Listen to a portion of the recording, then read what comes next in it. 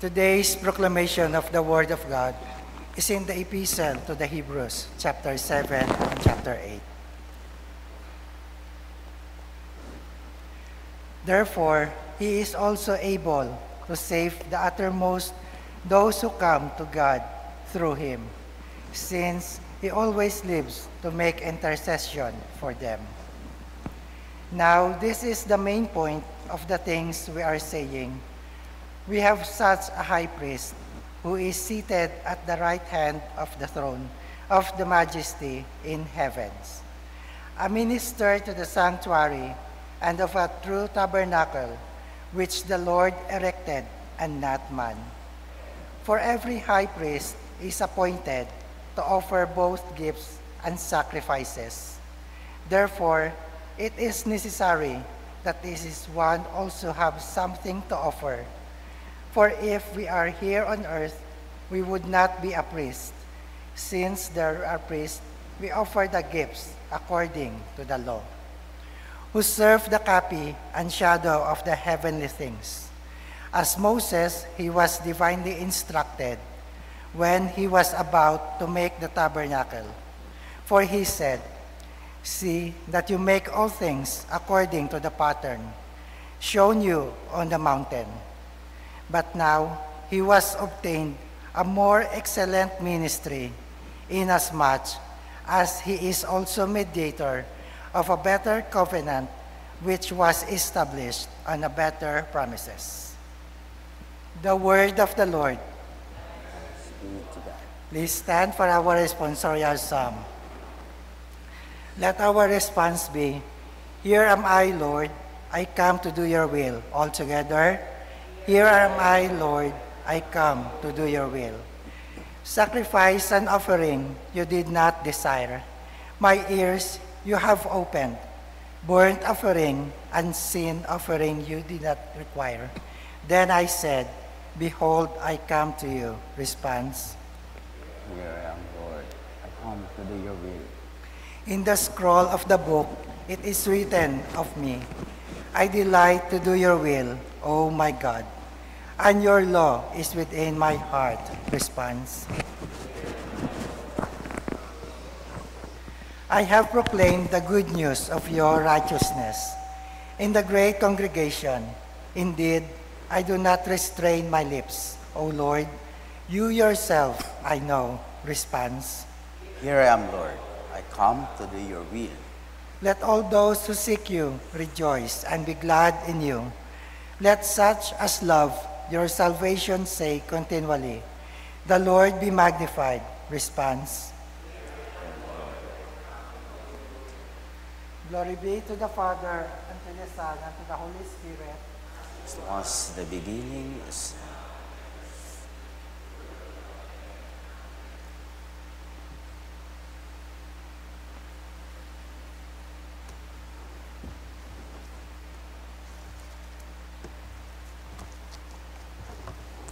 The Lord be with you. The Holy Gospel of our Lord Jesus Christ according to St. Mark, chapter 3. But Jesus withdrew with his disciples to the sea, and a great multitude from Galilee followed him, and from Judea and Jerusalem and Idumea and beyond the Jordan, and those from Tyre and Sidon. A great multitude, when they heard how many things he was doing, came to him.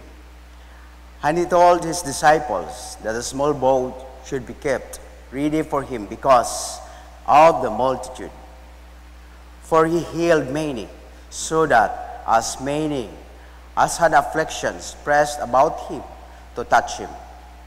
And unclean spirits, whenever they saw him, fell down before him and cried out, saying, "You are the Son of God." But he sternly warned them that they should not make him known. The Gospel of the Lord.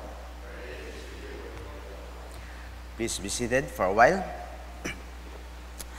And today's Gospel, I believe that the message that the Lord would like for us to communicate is this, that we are now a missionary church.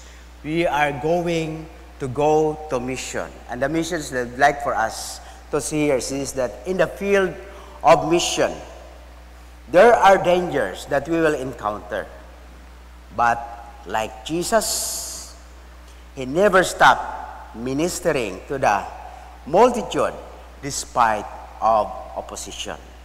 So sa atin niya yung church, we are going to minister to the people, especially those who are still living in darkness. And we have to encounter many oppositions. And in our gospel today, who are those opposing Jesus? That even though Jesus doing many things, healing people. And remember, those came from Galilee, from Judea, Jerusalem, Edomia, beyond Jordan, Tyre, Sidon. I look at these places. This is big cities. And remember, they gathered together to Jesus, to praise Jesus, because they want healing. But on the other side, there are opposition. Sino itong mga opposition ito? The Pharisees and the Herodians. What are the difference of the Pharisees and the Herodians? The Pharisees were a religious party, and the Herodians were political party. These two parties, customarily, they fought against one another.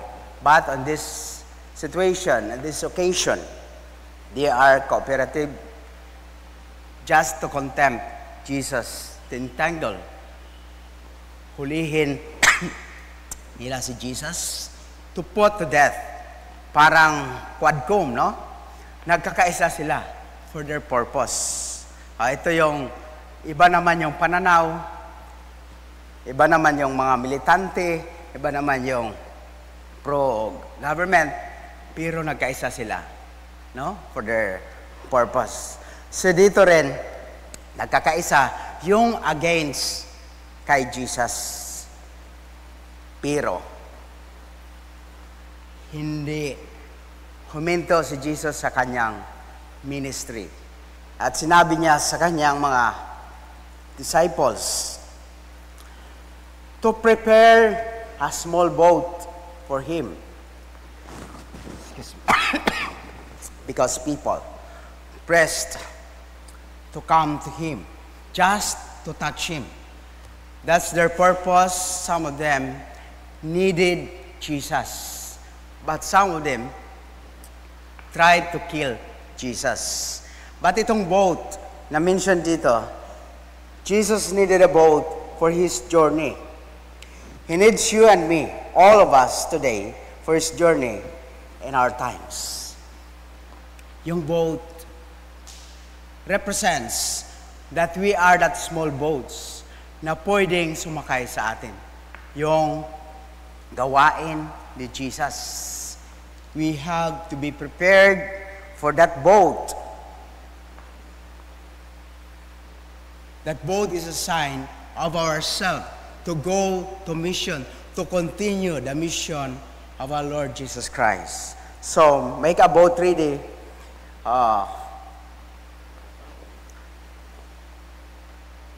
Na pumunta doon sa mission. So, tayo yun, yung mga pupunta sa mission. At makikita natin dito that even demons know Jesus, and He did not allow them to speak for Him.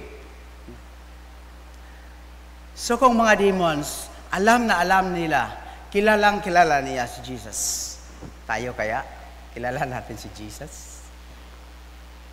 We knew Jesus more than what demons knew about Him. So, we are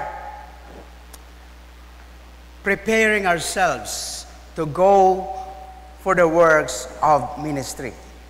In prayer, we are ready to meet with God, to hear God's call, to do God's will.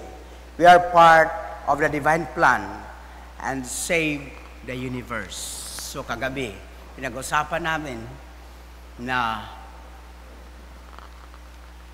maging preparado yung sarili, no? Bago tayo mag-mission sa iba, yung sarili muna natin, yung ayusin natin, na maging example tayo para sa iba. At sinasabi dito sa ating first reading sa Hebrews na we are now in a better covenant based on better promises. So hindi na tayo mag-sacrifice sa altar ng animals, yung blood of animals, but we are now in the better covenant sa ginawa ni Jesus. So because of what Jesus has done for us, so it is easy for us to go to mission, but it is not, even it is easy, but there are dangers that awaits. No, but hindi tayo magpapatinag sa mga dangers along the way because Jesus is with us. We should understand that Jesus, the blood of Jesus, covered us to protect us so that we can continue to go on, to go our mission, to go that what the Lord want us to do sa ating mission, sa ating ginagawa para sa Kanya.